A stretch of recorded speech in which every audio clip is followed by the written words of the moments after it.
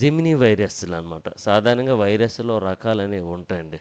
అందులో బెస్ట్ భయంకరమైనటువంటి వైరస్ ఈ మధ్య కాలంలో మనకు తెలుసు. Corona virus.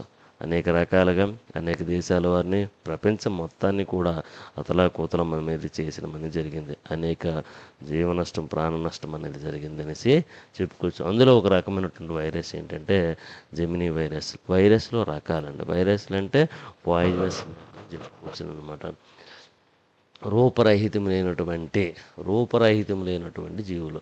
మనకి వైరస్‌లో కరోనా వైరస్ మందు అనేది ఐడెంటిఫై చేసుకోలేకపోవడానికి కారణం ఏంటంటే, అది సాధారణంగా చూసుకున్నట్లు ఒక రకమైనటువంటి రూపంలో ఉంటుంది చెప్పలేము. దాని యొక్క చేంజ్ అని దాని యొక్క ఆకారాన్ని నిరంతరం మార్చుకోవడం వలన దానికి మనం మందు కొనుక్కోలేకపోతున్నాము. అదేవిధంగా కరోనా వైరస్‌కి గానీ, పోలియోకి గానీ ఈ రెండిట్లికి వ్యాక్సిన్సే తప్ప ఒక కంప్లీట్‌గా మనం ఒక రకమైనటువంటి మందుని ఐడెంటిఫై చేసుకోలేకపోతున్నాం. కారణం ఏంటంటే అది ఒక రూపంలో ఉండవు. వాటి యొక్క రూపాన్ని నిరంతరం మార్చుకుంటాయి.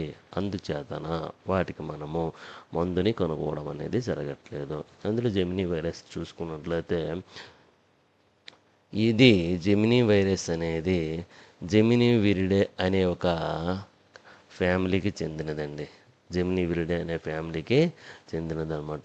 అయితే ఈ ఫ్యామిలీలో it is the largest family of single strand DNA అనమాట. సింగిల్ స్ట్రాండ్ డిఎన్ఏ వైరస్ అనమాట.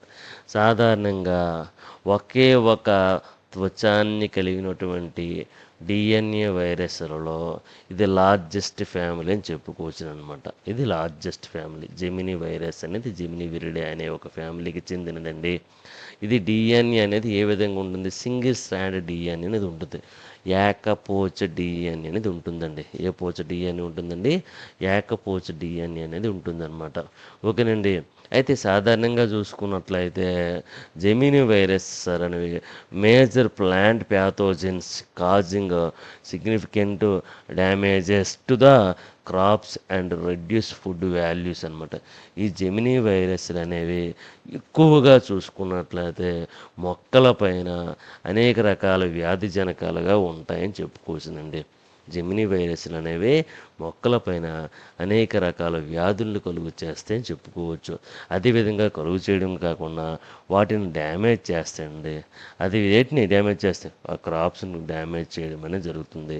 అదేవిధంగా రెడ్యూస్ చేస్తాయండి. వేటిని రెడ్యూస్ చేస్తాయి? వాటి యొక్క ఫుడ్ వాల్యూస్ పోషక విలువలని రెడ్యూస్ చేయడం అనేది జరుగుతుందని చెప్పుకోవచ్చండి. ఏ వైరస్లు అండి? జెమినీ వైరస్లు అనేవి they are formed from two incomplete icosahedral and icosahedral particles and used to form geminate capsid అనమాట. రెండు ఒక దానితో ఒకటి కలయిక వలన ఒకే రకంగా ఉన్నటువంటి రెండు వైరస్ల కలయిక వల్ల ఈ రకమైనటువంటి జెమినీ వైరస్లు అనేవి ఫార్మేషన్ అయ్యింది అని చెప్పేసి చెప్పుకోవచ్చు అనమాట. They have single strand circular DNA genome అనేది ఉన్నది. ఈ రకమైన వైరస్లలో జెమినీ వైరస్ల్లో మనకి ఏకపోచ డిఎన్ఏలు అనేవి ఉంటాయి. ఏకపోచ డిఎన్ఏలు ఉండేవి ఏం చేస్తాయి? అవి రిప్లికేషన్లో పార్టిసిపేట్ చేయడం అనేది జరుగుతుందండి. దీనిలో పార్టిసిపేట్ చేస్తాయండి, రిప్లికేషన్లో పార్టిసిపేట్ చేయడం అనేది జరుగుతుందండి. అయితే ఈ రకమైనటువంటి వైరస్లు అనేవి వైరసెస్ అనేవి ఏం చేస్తాయి? డిసీజెస్ కలుగు చేస్తాయి, వ్యాధులను కలుగు చేయడం అనేది జరుగుతుంది. ఏ రకమైన వ్యాధులు? ఇంతకుముందు మనం చెప్పాం, మొక్కల్లో వివిధ రకాల వ్యాధులు కలుగు చేస్తాయని చెప్పుకోవచ్చు అనమాట. ఏంటది? మొజాయిక్ డిసీజెస్ అండి.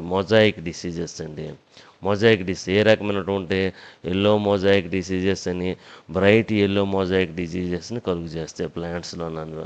ఓకేనండి. అదేవిధంగా ఎల్లో మోటల్ అనమాట. లీఫ్ కర్లింగ్ డిసీజెస్ అండి. లీఫ్ కర్లింగ్ డిసీజెస్ అంటే ఏంటి?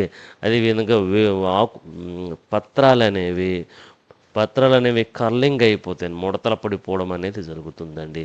స్టంటింగ్ అనమాట. స్టంటింగ్ అంటే ఒక కణితులు లేదా బొడుపులు అనేవి ఏర్పడతాయండి. కణితులు లేదా బొడుపులు అనేవి మొక్కల యొక్క భాగాలపైన ఏర్పడతాయి. వీటన్నిటికీ కారణం ఏంటంటే జెమిని వైరస్లు అనేవి ఈ రకమైనటువంటి వ్యాధుల్ని ఎక్కడ మొక్కలపైన కలుగు చేయడం అనేది జరుగుతుంది. అది సాధారణంగా చూసుకున్నట్లయితే జెమిని వైరస్ ఏదంటే జెమిని వైరస్ చూసుకుంటే సింగిల్ స్ట్రాండ్ డిఎన్ఏ అనేది ఉంటుందండి. సింగిల్ స్ట్రాండ్ ఒకే పోచ్ డిఎన్ఏ అనేది ఉంటుంది. 2 ఐసోలేటెడ్ ఐసోబైలేటరల్గా ఉన్నటువంటి సెల్స్ అనేవి ఫ్యూజల్ చెందడం వల్ల ఏ ఫార్మేషన్ అయిందండి, జెమిని వైరస్ అనేది ఫార్మేషన్ అయిందనేసి చెప్పుకోవచ్చు. ఇది సాధారణంగా జెమిని వైరస్